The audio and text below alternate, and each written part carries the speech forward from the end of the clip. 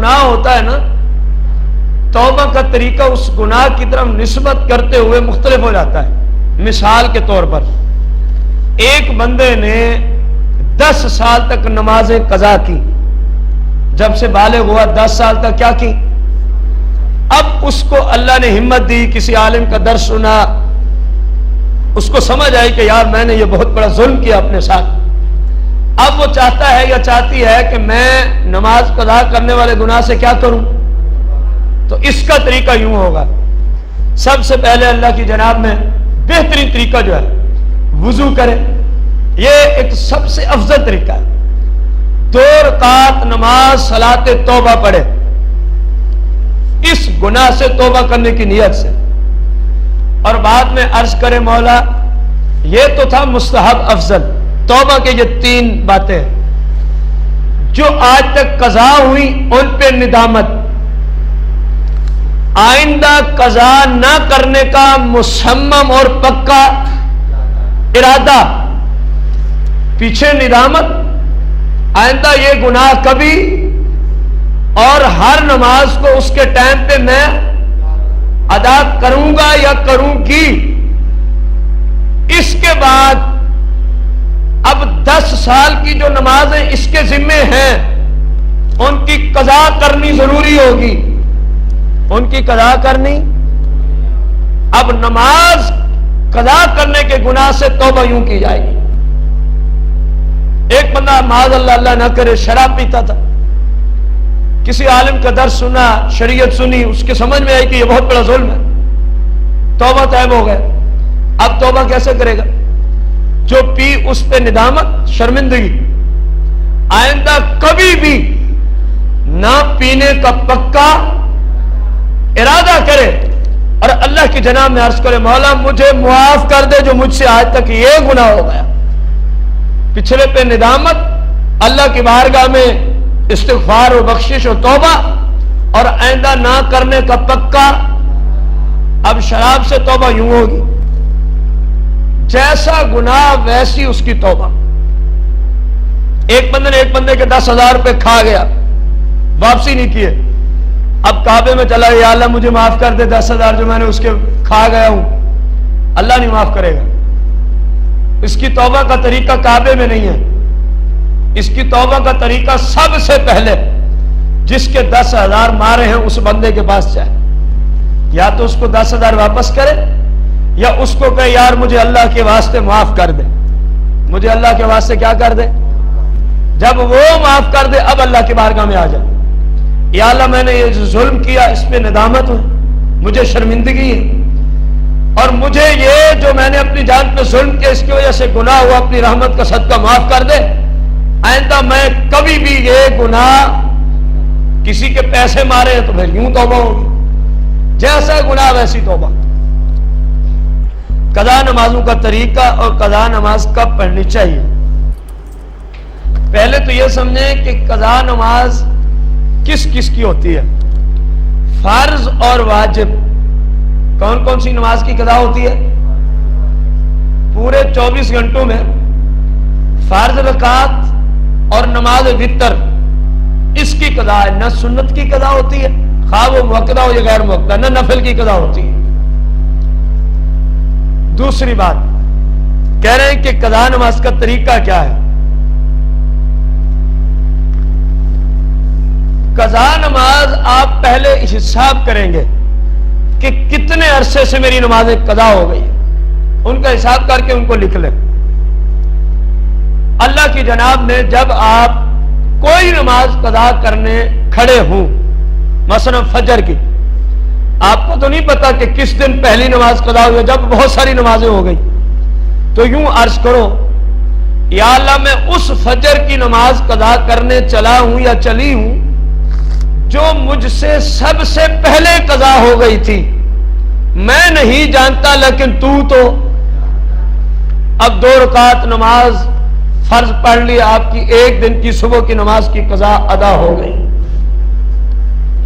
اسی طرح اگلے دن یا اسی وقت آپ کہتے ہیں یا اللہ جو فجر کی اس کے بعد قضا ہوئی تھی میں وہ پڑھنے چلا ہوں، 2 اور پڑھ ڈالے, 2 دن کی فجر کی قضا ختم. اسی وقت کھڑے کھڑے آپ نے تیسرے دن کی بھی کرنی چاہیے. یا اللہ جو اس کے بعد قضا ہوئی تھی فجر کی وہ پڑھ رہا ہوں, آپ نے 2 رکعت اور پڑھے تو 3 دنوں کی فجر کی نماز آپ کے ذمے سے ساقط ہو گئی. ایک ہی وقت میں آپ چاہیں تو 1 مہینے کی فجر کی نماز کو قضا کر سکتے ہیں. 60 رکعت پڑھ ڈالیں, فجر کی 1 مہینے کی نماز آپ کی ادا ہو گئی. چاہیں تو یوں پڑھ لیں, چاہیں تو ہر نماز کے ساتھ 1 نماز کو قضا کرتے جائیں. ہر نماز کے ساتھ 1 نماز کو بس 3 وقتوں میں قضا نہیں کرنی. نمبر 1 زوال کے وقت, عین دوپہر کے وقت, یہ کیلنڈر سے آپ کو معلوم ہوگا ہر روز اس کا نیا ٹائم ہوتا ہے. نمبر 2 جب آپ نے عصر کی نماز ادا کر لی, مثلا آج جب آپ عصر کے فرض پڑھ لیں گے, مغرب کی نماز تک آپ اور کوئی نماز پڑھ سکتے ہیں.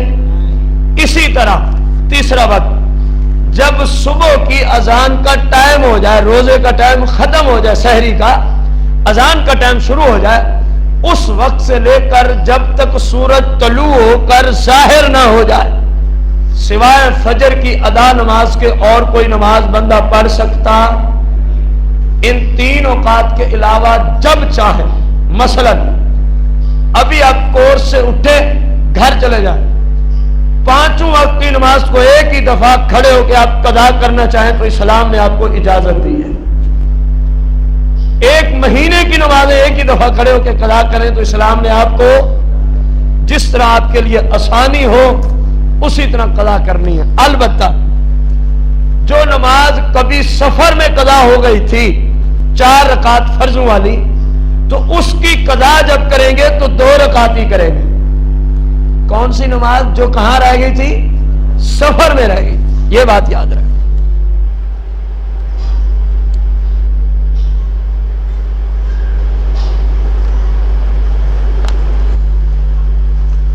ایک سائل نے سوال کیا کہ ایک شخص حافظ قرآن بھی ہے, داڑھی مبارک بھی رکھی ہوئی ہے, 5 وقت کی نماز اور جمعہ بھی پڑھتا ہے, لیکن ہر قسم کا گناہ بھی کرتا ہے. کیا ایسا شخص دار ہے اسلام سے خارج ہے؟ سوال آپ لوگ سمجھیں. نماز پڑھتا ہے, حفظ بھی کیا ہوا ہے, اللہ جانے یاد ہے کہ نہیں ہے, کیا ہوا ہے. اکثریت کو حفظ ویسے بھول جاتا ہے اس لیے جملہ بولا ہے. نماز, جمعہ اور حفظ, داڑھی, بقایا ہر طرح کا گناہ کرتا ہے. کیا وہ اسلام سے خارج ہے؟ اصول یاد کرو, اصول. مسلمانوں کے نزدیک گناہ کرنے کی وجہ سے کوئی بندہ کافر نہیں ہوتا. قرآن و حدیث کی روشنی میں مسلمانوں کے نزدیک گناہ کرنے کی وجہ سے کوئی بندہ کافر, تو اس کا جواب آ گیا, وہ گناہ ہی کر رہا ہے نا. گناہ کرنے سے بندہ فاسق و فاجر ہوتا ہے, جہنم کا مستحق ہوتا ہے, بندے کی عدالت ساقط ہو جاتی ہے, یعنی وہ گواہی کے قابل رہتا, گناہگار ہوتا ہے, لیکن ہوتا مسلمان ہے. لیکن ہوتا, اگر گناہ کی وجہ سے ہی کسی کو کافر کہنے کا اصول بنا دیا جائے تو میں پوچھتا ہوں جتنے اس وقت ہم بیٹھے ہیں, ہم میں سے پھر مسلمان تو کوئی بھی نہیں بچے گا, کیونکہ تقاضۂ بشریت غلطیاں تو ہم سے ہوتی ہی رہتی ہیں. جماعت, نماز کی جماعت بھی چھوٹ جائے مرد سے تو یہ بھی گناہ ہی ہے, تو پھر کیا کہیں گے؟ یہ اصول اسلام کی روح کے خلاف ہے. مسلمانوں کا یہ عقیدہ ہے کہ گناہ کرنے سے کوئی بندہ کافر ہوتا, البتہ جہنم کا مستحق ضرور ہوتا ہے. وعلیکم السلام.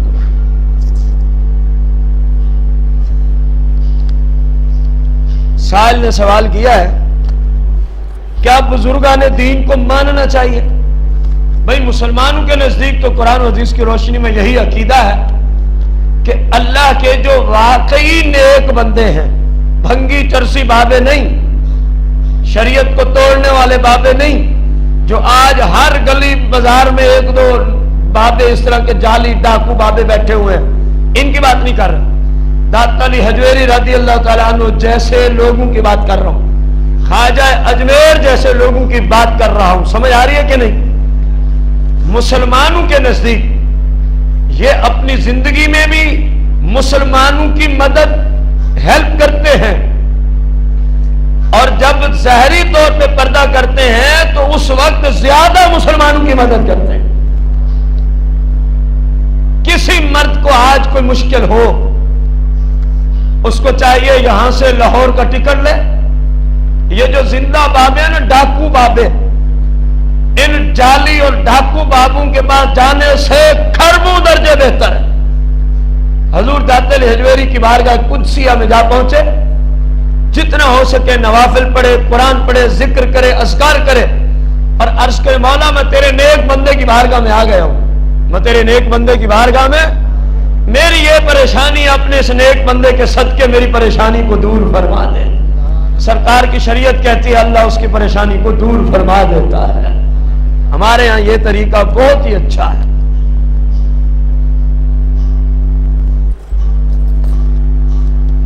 صلو علی الحبیب۔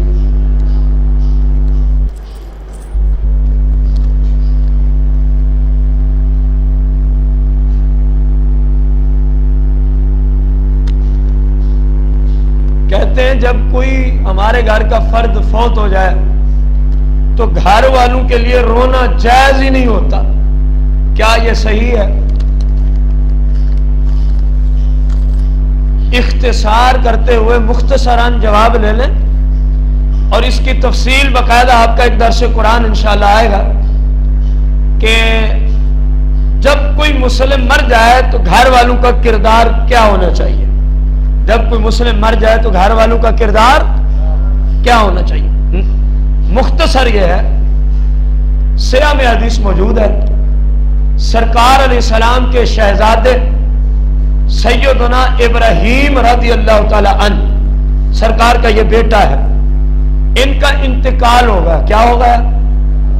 سرکار ان کو اپنی گود میں لے کے بیٹھے ہوئے تھے، اور نبی علیہ السلام کی آنکھوں سے آنسو مبارک جاری تھے۔ آنسو مبارک، صحابہ نے عرض کی یا رسول اللہ آپ بھی روتے ہیں میت پہ؟ سرکار نے دیا جواب جو اس سائل کا بنتا ہے جواب کہ کیا میت پہ رونا منع؟ سرکار نے فرمایا اے صحابہ، اپنی کسی میت پر آنکھوں سے آنسو بہانا اسلام میں منع نہیں ہے۔ کسی مسلم کی میت پر آنکھوں سے آنسو کا بہانا منع۔ فرمایا یہ تو ایک رحمت ہے، یہ تو ایک اس جانے والے سے محبت ہے جس کا اظہار ہو رہا ہے۔ فرمایا میرے رب نے میت پہ منع کیا ہے، زبان، ہاتھ، گریبان، سر۔ مقصد کیا تھا؟ فرمایا کسی کے مرنے پہ ماتم کرنے سے اللہ نے منع کیا ہے، کسی کے مر جانے پر اپنے سر میں مٹی ڈالنے سے رب نے منع کیا ہے، کسی کے مر جانے پر اپنے گریبان کو چاک کرنے پھاڑنے سے رب نے کیا کیا ہے؟ فرمایا کسی کے مر جانے پر اپنی رانوں پر ہاتھ مارنے سے میرے رب نے کیا کیا ہے؟ فرمایا کسی کے مر جانے پر میرے رب نے تمہیں منع کیا ہے کہ زبان کے ساتھ یوں کہو کہ یا اللہ میرا جوان بیٹا ہی تجھے نظر آتا تھا دنیا میں، کیا ظلم کر دیا ہمارے اوپر۔ یہ کفر ہے، کفر۔ زبان سے ایسے جملے بولنے کی اجازت، ہاں جب بھی جملے زبان سے بولنے ہیں تو یہ بولنے ہیں۔ اللہ فرما رہا ہے الذین اذا اصابتہم مصیبہ، صابرین وہ ہیں جن پہ جب کبھی کوئی مصیبت آتی ہے قالوا انا للہ وانا الیہ راجعون، وہ یہی کہتے ہیں مولا ہم تیرے ہیں، تیری ہی طرف لوٹ کے آنا ہے، ہم تیرے ہیں اور تیری ہی طرف لوٹ کے۔ تو رونے سے منع نہیں کیا گیا، منع کیا گیا واہ ویلا کرنے سے، منع کیا گیا واہ ویلا۔ اللہ جل شانہ سے دعا ہے اللہ تعالی ہم سب کو دین اسلام کو سیکھ کر اسلام کے مطابق عمل کرنے کی توفیق عظیمہ عطا فرمائے۔ آمین بجاہ النبی الکریم علیہ الصلوۃ والتسلیم۔ بسم اللہ الرحمن الرحیم۔ اللہم صلی علی سیدنا محمد کما تحب و ترضى۔ یا اللہ یا رحمان یا رحیم یا ارحم الراحمین، یا ارحم الراحمین یا ارحم الراحمین۔ یا مولا کریم، اس درس شریعت کا تیری بارگاہ قدسیہ سے تیری شایان شان ہم سب کو جتنا ثواب ملا ہے، نبی کریم رؤوف الرحیم علیہ السلام کی بارگاہ قدسیہ میں تحفتاً ہدیتاً پیش کرتے ہیں ہم سب کی طرف سے اپنی بارگاہ عالیہ میں شرف قبولیت فرما۔ نبی علیہ السلام کے عظیم مرتبہ کے توسل سے آدم علیہ السلام سے لے کر آج تک جتنے مسلمان مؤمنین مومنات مسلمین مسلمات گزر بسے ہیں، خصوصاً میرے جتنے بھائی بزرگ جتنی مائیں بہنیں اس کورس میں درس شریعت میں تشریف لاتے ہیں، ان کے جتنے قریبی بعیدی رشتہ دار، خاص کر ہم میں سے جن کے والدین ایمان کی حالت میں رخصت ہو گئے، ان سب کو اصحال کرتے ہیں اپنی بارگاہ قدسیہ میں شرف قبولیت فرما۔ یا اللہ ان سب کی قبروں کو جنت الفردوس کے باغوں میں سے ایک باغ بنا۔ یا اللہ ہم سب کے ایمان کی حفاظت فرما۔ یا اللہ ہم سب کے صغیرہ کبیرہ گناہوں کو معاف فرما۔ جب تک زندہ رہیں اسلام کو سیکھ کر اسلام پہ عمل کی توفیق عطا فرما۔ یا اللہ ہم سب کی بخشش و مغفرت فرما۔ جو بیمار ہیں سب کو شفا عطا فرما، جو تنگ دست ہیں پریشان حال ہیں ان سب کے حال پہ خصوصی رحم و کرم فرما۔ یا مولا کریم بے اولادوں کو نیک صالح اولاد عطا فرما۔ ہم سب کو والدین کا ادب و احترام کرنے کی توفیق عطا فرما۔ یا اللہ اپنے اپنے والدین کی فرما برداری کرنے کی سعادت عظمی عطا فرما۔ ہم سب کو حج بیت اللہ بار بار حرمین شریفین کی زیارت سے مشرف فرما۔ قیامت کے دن ہم سب کو سرکار علیہ السلام کی شفاعت کبریٰ نصیب فرما۔ 5 وقت کی نماز پڑھنے کی توفیق عطا فرما۔ وصلی اللہ تعالی علی خیر خلق محمد وعلی آلہ وصحبہ وسلم۔